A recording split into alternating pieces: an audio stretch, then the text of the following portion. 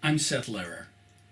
Normally, I live in San Diego, but for the Trinity 2015 term, I've been in residence as a Keeley visiting fellow at Wadham College, Oxford. Among the great treasures in the Wadham College Library is a copy of the works of Geffrey Chaucer, published in 1598. This copy is remarkable because it is the first edition of Chaucer with a glossary.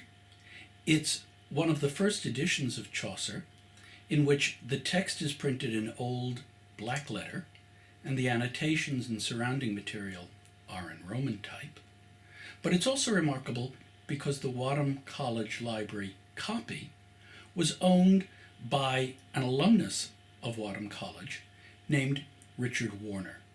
And we can see on the inside of the cover Richard Warner's signature and the date of 1758. In working with a book like this, we can learn many things. We can learn how one individual read a major work of British literature. But we can also learn how all books tell stories about their readers as much as their authors, and how all books as physical objects participate in structures of meaning. What is the meaning of a work of literature? One way of looking at it is to say that the meaning of a work of literature is really the history of how people have read and interpreted it. So that when we today, at the beginning of the 21st century, come to Chaucer, we're coming to Chaucer with hundreds of years of history, of interpretation behind it. And here is an example of one version of that interpretation. Let me tell you a little bit about Richard Warner. He was an alumnus of Wadham College. He took his BA in 1734, and by profession, he was a zoologist. As a zoologist, he was very interested in describing, making lists, and cataloging living objects. But as an avocation, he was a linguist and a lexicographer. He brought his skills of zoological description to the work of lexicography, that is, to studying words and their histories. He's an exact contemporary of Dr. Samuel Johnson, whose important dictionary of the English language first appeared in 1755. And one of the exciting things about working with Warner's copy of Chaucer is the way in which he's annotated it. And what I'd like to show you today are some of the ways in which Warner wrote in his book, what he did with it, and what meaning these annotations have for our understanding of him, his culture, his time, and the way in which a library like that of Wadham College preserves and enables us to see the narrative of reading and history. So when you open the volume of the works of Geffrey Chaucer, you can see here first the great title page from 1598. And of course, like so many books of this time, the purpose of the title page is not simply to tell you the title and the author and what's contained. It's to give you a kind of pictorial, allegorical vision of why it is important, a way of understanding this not only as a book, but as a monument. And title pages like this are very monumental. They look like sculptures. They look like doorways. So let's open the door to this book and see what we have. I'm going to turn first to the section of the Canterbury Tales. Again, a wonderful doorway into this very busy and exciting book. And when we turn to the beginning of the Canterbury Tales, we get the famous opening lines of the general prologue. When that April, with his shores sochte, the drocht of March hath persed to the Rota. These are familiar to us. They were written in Chaucer's Middle English, lines written probably in the 1380s and 90s. By the end of the 16th century, these lines were increasingly, I would say, translucent. No longer could they be read directly, they needed to be read with annotations. The editor of this volume, Thomas Speght, had a glossary in the back, but the reader of this volume had a pen with him. And one of the things that we see this reader doing is translating Chaucer's old terms into his modern English. So the word salta, right here, he translates to sweet. The word halt, he translates to wood.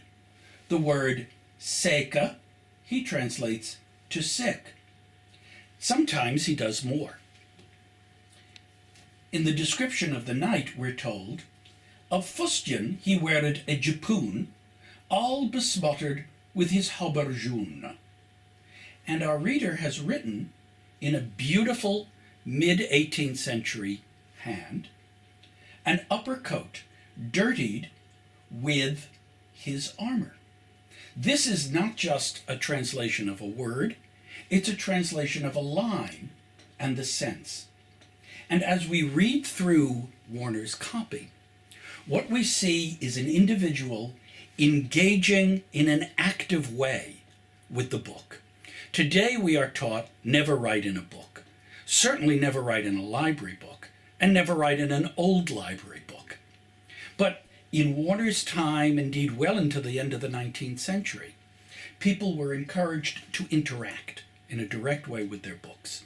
And so as we flip these pages, we can see a continuous interaction where each strange word or each difficult construction has a gloss, whether it's a gloss on an item of clothing, like a cloak, or on an item of understanding, a gratuity, or a phrase, mac avant, which he glosses as boast. I'd like to turn to the end of this book now to show you what Warner does with the glossary. And while I show you this, I want to tell you a little bit about what I've discovered about Richard Warner. As a zoologist and lexicographer, Warner was very interested in cataloging words and their uses. He had an idea that he would write a glossary to the works of Shakespeare. And Warner's contemporary, and his friend, was the famous 18th century actor David Garrick. Warner wrote a letter which he published in the year 1768, a letter to David Garrick, in which he explains how and why he is going to write a glossary to Shakespeare. This glossary was never finished because in the course of it, Warner became aware of other work that was being done. He was in effect trumped in his scholarly enterprise. But what's very interesting about the letter to Garrick and about Warner's work is how we can see this volume of Chaucer as participating in Warner's Shakespeare project. One of the things that I discovered in reading the letter was that Warner himself says that he owned one of what he calls the last of the black letter Chaucers of 1598. He is referring to his ownership of this very book. And he is using Chaucer's words to help him understand the way in which Shakespeare later transformed those words.